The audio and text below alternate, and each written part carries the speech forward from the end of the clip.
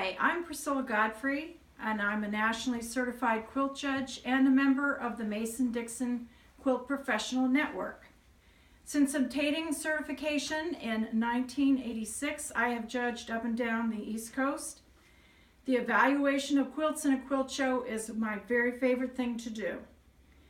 What you are assessing when you are judging in a quilt show is the mastery of the quilting technique being used, whether that's applique, pieced, or whole cloth.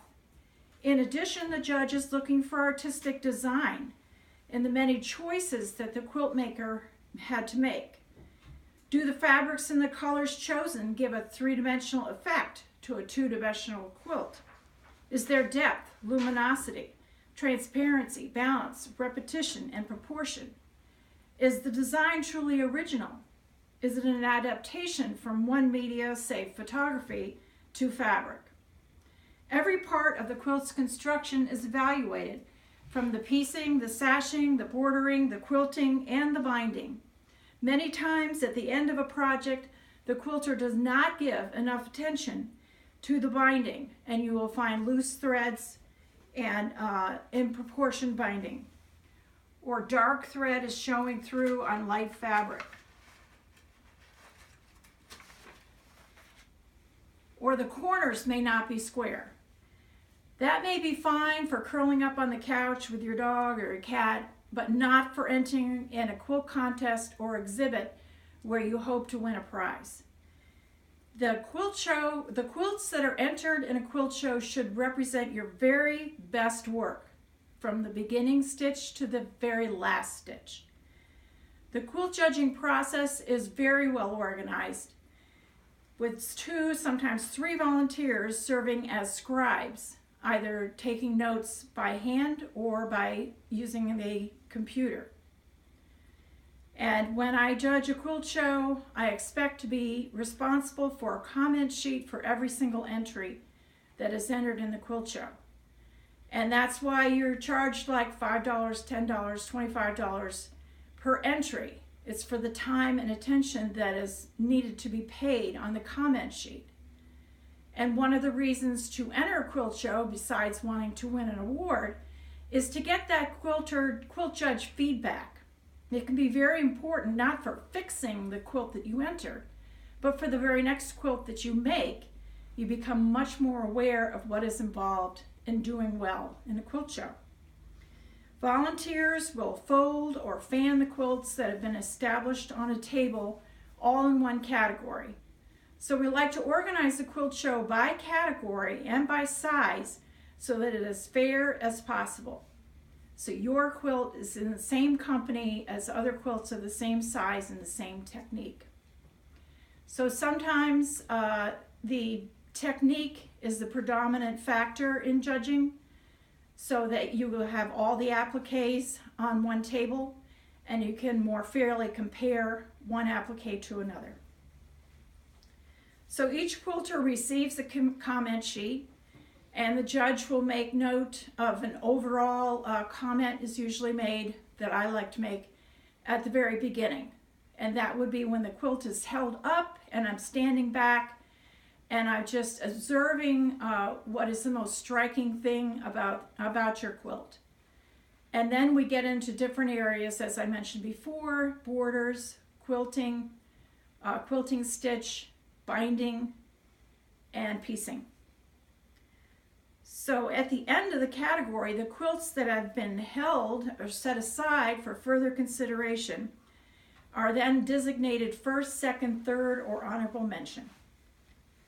Once every quilt has been assessed and blue ribbons in each category have been assigned, at the very end of the judging, we determine best in show, which is chosen strictly from those quilts who have gotten first place ribbons in each category. Certified judges know what is a first, second, or third place quilt, and they reserve the right to not award ribbons in that category if the quilt does not measure up to expectations. Judging quilts, however, is not a moneymaker for the judge, but it is a great way to keep abreast of new ideas and new innovations in the field of quilt making. Certified judges are expected to keep up to date by reading newly published books, attending quilt shows, and taking classes on new techniques. Many guilds are finding judge shows can be excellent fundraisers, as well as attendees love to go on the show floor and see who won this and who won that. And your neighbor may have a quilt in it, and it just makes it more exciting to go and see it on the show floor, sometimes with a ribbon. So I have behind me an example of a very small category. This would probably be art quilts. And we start with this one over here is Let It Grow. This one is Flower Power. This one is Firing Ram. And this one is an ocean seaside view. So I would be looking at it on the table along with other quilts and making some initial comments. I would say that I appreciate the design of the 3 seasons and English paper piecing well done, piecing generally well handled.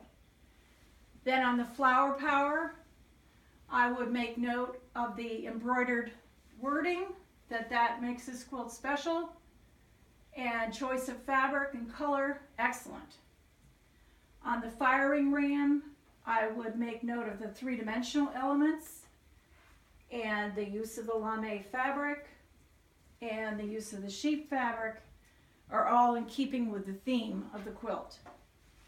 Then over on the seaside, I would say that was well designed with delineations sharply made between the sky, the water, and the sand. And I would also say kudos for the found items. They all are well tied down and add a great deal of interest to the quilt.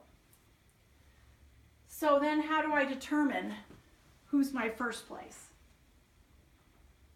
It's going to be a combination of the technique skills that are evident and the design and color and art employed in making the piece.